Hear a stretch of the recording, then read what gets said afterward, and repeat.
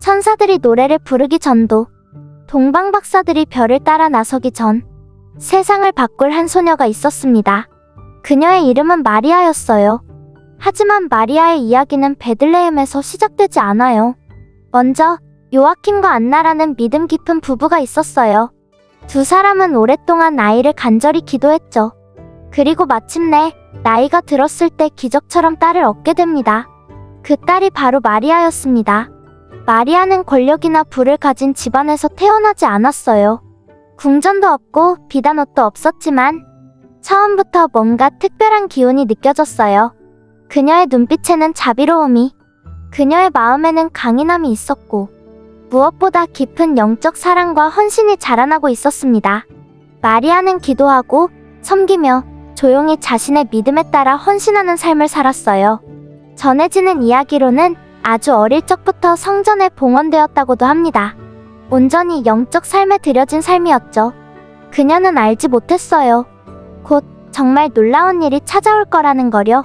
어느 날 아주 특별한 순간이 찾아옵니다. 밝은 빛이 퍼지고 부드러운 바람이 불고 그리고 한 목소리가 들려요. 천사 가브리엘이었어요. 두려워하지 마세요, 마리아. 당신은 특별한 은혜를 입었답니다. 아들을 낳게 될 거고 그 이름을 예수라 하십시오. 마리아는 어렸고 당연히 혼란스러웠겠죠. 결혼도 하지 않았는데 어떻게 아기를 낳을 수 있냐고 물었어요. 그러자 천사는 이렇게 설명해줍니다. 신성한 영이 당신 위에 임할 것이며 그 아이는 신성한 존재의 아들이라 불릴 것입니다. 그리고 그 조용한 순간에 보통의 한 소녀가 비범한 선택을 합니다. 그녀는 말합니다. 저는 당신의 여종입니다. 말씀대로 이루어지길 바랍니다. 화려한 말도 큰 장면도 아니었어요. 오직 신뢰 그리고 믿음이었죠. 그녀의 이 짧은 애는 역사 전체를 울리는 메아리가 됩니다.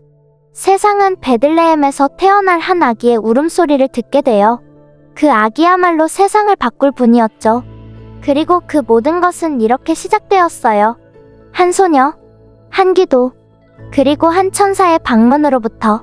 마리아는 상상도 못한 일에 예라고 대답했어요. 그분의 아들을 품게 된 거죠. 하지만 아무에게도 말하기 전에 자신의 마음을 이해해줄 누군가가 필요했어요. 그래서 마리아는 유대의 언덕길을 따라 사촌 엘리사벳을 찾아 먼 길을 떠났습니다.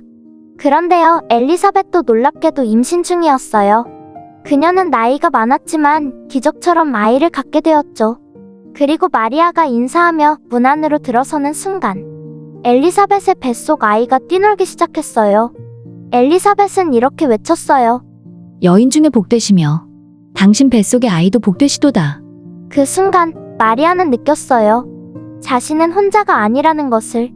그리고 그녀는 노래를 부르기 시작합니다. 기쁨의 노래, 희망의 노래, 바로 마그니피컷이라는 찬가예요. 내 영혼이 주님을 찬양하며 내 마음이 나의 구원자 주 안에서 기뻐합니다. 그리고 그렇게 세상은 조금씩 바뀌기 시작했어요. 몇 달이 흘렀고 아기의 때가 다가왔습니다. 마리아와 약혼자 요셉은 호적 등록을 위해 베들레헴으로 여행을 떠났죠. 하지만 마을은 사람들로 붐볐고 쉴 방 한 칸도 없었습니다. 결국 그들은 짐승들이 머무는 마국간에서 하룻밤을 보내게 되었어요. 그리고 그 조용한 별빛 가득한 밤, 예수가 태어났습니다. 궁전도 나팔도 왕들도 없었어요. 그저 말구유에 누운 아기. 세상의 구세주가 그렇게 오셨습니다. 그 순간 하늘 가득 천사들이 나타나 들판의 목자들에게 외쳤습니다. 지극히 높은 곳에서는 주님께 영광이요. 땅에서는 기뻐하심을 입은 사람들 중에 평화로다. 목자들은 급히 달려가 말씀대로 마리아와 요셉 그리고 갓난 아기를 만났습니다. 그리고 마리아는요, 그 모든 걸 조용히 바라보며 말 한마디, 순간 하나하나를 마음 깊이 간직했습니다. 이 이야기는 단지 아기의 탄생 이야기가 아니에요. 이건 약속이 지켜진 이야기예요. 그분이 오신 이야기. 그것도 멀리서가 아니라 바로 우리 곁으로 오신 이야기예요. 사촌의 기쁜 포옹에서부터 마국간에서 들려온 첫 아기의 울음소리까지 크리스마스의 이야기는 화려한 소음이 아닌 사랑으로 시작된 이야기였어요. 그리고 마리아는 단지 예 라고 말했을 뿐이죠. 그리고 세상은 바뀌기 시작했어요. 아기 예수가 태어난 지 한 달쯤 되었을 무렵 마리아와 요셉은 예수를 예루살렘 성전으로 데리고 갔어요. 이것은 유대인의 전통, 성전 봉헌이라 불리는 의식이었죠. 그 의미는 이랬습니다. 이 아이는 신께 속한 존재입니다. 성전은 사람들로 북적였지만 그 속에 시므온이라는 한 노인이 있었어요. 신을 깊이 믿고 평생을 오직 한 가지 약속을 기다리며 살았던 사람이었죠. 바로 메시아를 직접 보게 될 거라는 약속이었어요. 그리고 마리아가 아기 예수를 안고 있는 모습을 보자 시므온은 걸음을 멈추고 눈에 눈물이 맺혔어요. 그는 조심스럽게 아기를 품에 안고 속삭였습니다. 주여, 이제야 종이 평안히 눈을 감습니다.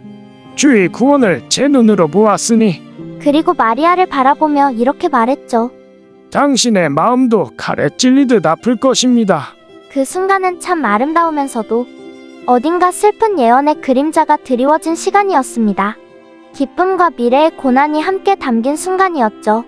시간이 흘렀습니다. 예수는 무럭무럭 자라났고 지혜도 커져갔죠. 다른 아이들과 다름없이 말이에요. 그런데 12살이 되던 해에 마리아는 절대 잊지 못할 일을 겪게 됩니다. 그 해도 예전처럼 온 가족이 유월절을 지내러 예루살렘에 갔어요. 절기가 끝나고 모두 집으로 돌아가던 중 예수가 보이지 않았습니다. 처음엔 친척들과 함께 있겠거니 생각했지만 하루가 지나도 찾을 수가 없었어요. 마리아와 요셉은 심장이 철렁 내려앉은 채 다시 예루살렘으로 돌아가 무려 3일 동안이나 예수를 찾았습니다. 그리고 드디어 성전에서 그를 발견했어요. 예수는 놀랍도록 차분한 얼굴로 율법학자들 사이에 앉아 질문도 하고 대답도 하며 사람들을 깜짝 놀라게 하고 있었죠. 마리아는 마음이 복잡한 채로 말했어요. 얘야, 왜 우리에게 이런 걱정을 줬니? 너를 얼마나 애타게 찾았는지 아니? 왜 나를 찾으셨나요? 제가 아버지의 집에 있는 것이 당연하다는 걸 모르셨어요? 마리아는 그 말이 정확히 무슨 뜻인지는 완전히 이해하지 못했어요. 아직은요. 하지만 그녀는 그 말도 가슴 깊이 간직했습니다. 시는 조용하게 일상 속에서 한 가족의 여정 가운데서 일하고 계셨습니다. 그리고 마리아는 조용히 바라보고 귀 기울이고 조금씩 놓아주는 법을 배워갔습니다. 예수는 임신 중에 춤을 추었던 엘리사벳의 아들 세례 요한에게 세례를 받고 광야에서 사탄에게 3가지 시험을 이겨내고 첫 번째 4명의 제자를 불렀습니다. 어느 날 예수와 어머니 마리아는 가나라는 작은 마을에서 열린 혼인잔치에 초대되었죠. 잔치는 정말 즐거웠어요. 음악, 춤, 웃는 가족들, 뛰노는 아이들. 그런데 그때 문제가 생겼습니다. 포도주가 다 떨어진 거예요. 지금 우리에겐 별일 아닐 수도 있지만 그 당시 문화에서 결혼식에서 포도주가 떨어진다는 건 큰 망신이었어요. 마치 생일 파티에서 케이크가 없는 것처럼요. 마리아는 그걸 눈치챘고 좋은 엄마답게 바로 예수에게 다가가 말했어요. 포도주가 다 떨어졌어요. 예수는 부드럽게 대답했죠. 어머니, 왜 제게 말씀하십니까? 아직 제 때가 아닙니다. 하지만 마리아는 더 이상 말하지 않았어요. 그저 하인들에게 이렇게 말했어요. 무엇이든지 예수가 시키는 대로 하세요. 근처에는 큰 도랑알이 여러 개가 있었어요. 예수는 하인들에게 말했어요. 항아리에 물을 가득 채우세요. 하인들은 그대로 따랐습니다. 그리고 예수는 말했어요. 이제 조금 떠서 연회장 주인에게 가져다 주세요. 그리고 연회장이 그 물을 마셔보자 그 물이 포도주로 변해 있었어요. 그것도 그냥 포도주가 아니라 그날 밤 가장 좋은 포도주였죠.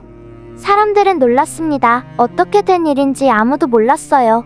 하지만 마리아는 알고 있었죠. 이것은 바로 예수의 첫 번째 기적이었어요.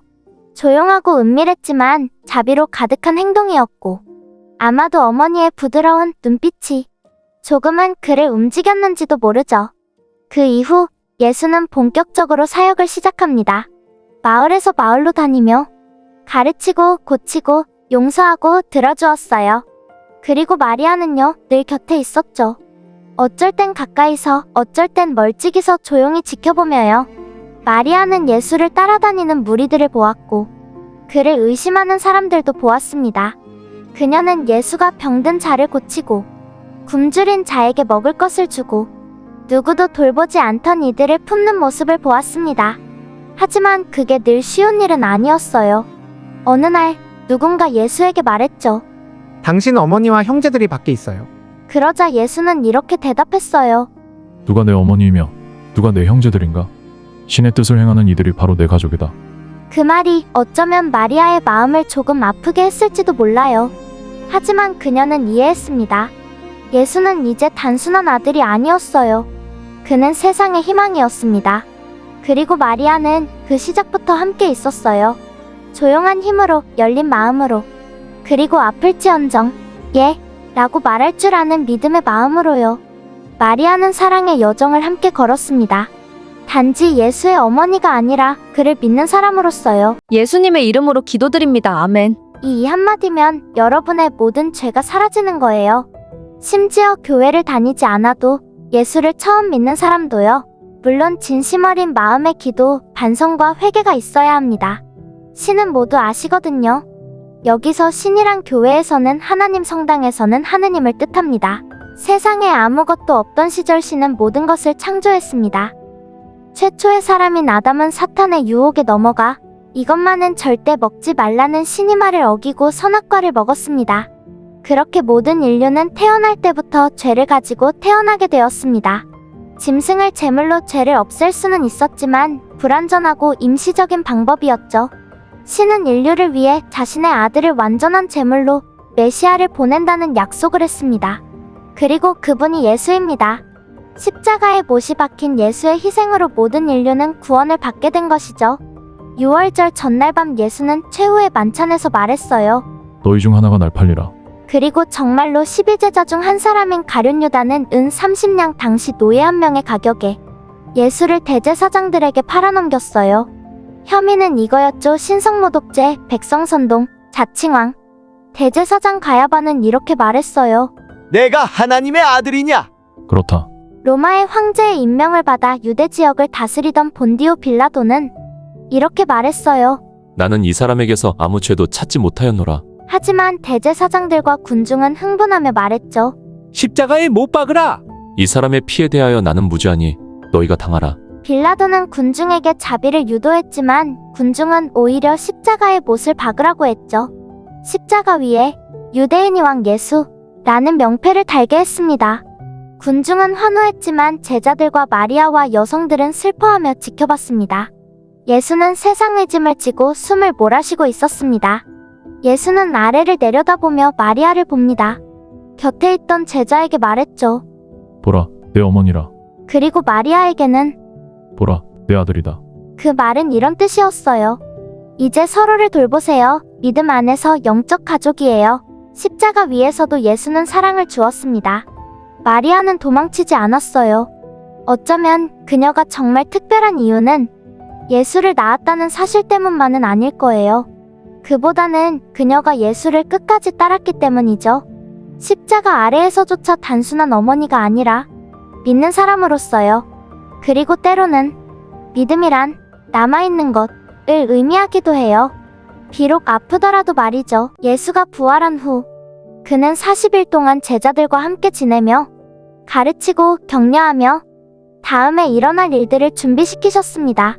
그러던 어느 날 예수는 그들을 언덕으로 데려가 축복하고 하늘로 올라갔습니다. 그렇게 떠나셨죠. 하지만 예수는 약속했어요. 예루살렘에서 기다리라. 성령이 너희에게 임할 것이다. 그때 너희는 능력을 받고 나의 증인이 될 것이다. 그래서 그들은 기다렸습니다. 한 120명쯤 되는 믿는 이들이 다락방에 모여 함께 기도하며 그 약속을 붙잡고 있었어요. 그리고 드디어 오순절이 되었습니다. 유대인의 큰 절기였기에 예루살렘은 전 세계에서 온 사람들로 붐볐죠. 그런데 갑자기 엄청난 소리가 들렸습니다. 세찬 바람 같은 소리, 그리고 마치 불꽃 같은 무언가가 각 사람 위에 내려앉았습니다. 성령께서 오신 거예요. 믿는 이들은 갑자기 배운 적도 없는 여러 나라의 말로 말하기 시작했습니다. 밖에 있던 사람들은 그 소리에 이끌려 몰려들었고 놀랍게도 자기 나라 말로 복음이 전해지는 걸 들으며 깜짝 놀랐습니다. 그때 예전엔 예수를 부인했던 베드로가 사람들 앞에 서서 당당히 말했어요. 이 모든 것은 예수님께서 약속하신 것입니다. 그는 지금도 살아계시며 주님이십니다. 우리가 받은 이 성령은 바로 그분이 보내신 것입니다. 그날 3,000명이나 되는 사람들이 믿고 세례를 받았습니다. 이건 완전히 새로운 시작이었죠. 그 순간 바람과 불이 가득했던 그날은 바로 교회가 태어난 날이었습니다. 그리고 이 교회는 건물이 아니라 사람들이었습니다. 사랑으로 변화되고 용기로 가득 차며 세상으로 나갈 준비가 된 사람들이었죠. 그들은 권력도 높은 지위도 없었어요. 그들이 가진 건 단 하나의 메시지였죠. 예수님은 살아계십니다. 그리고 당신은 사랑받고 있습니다.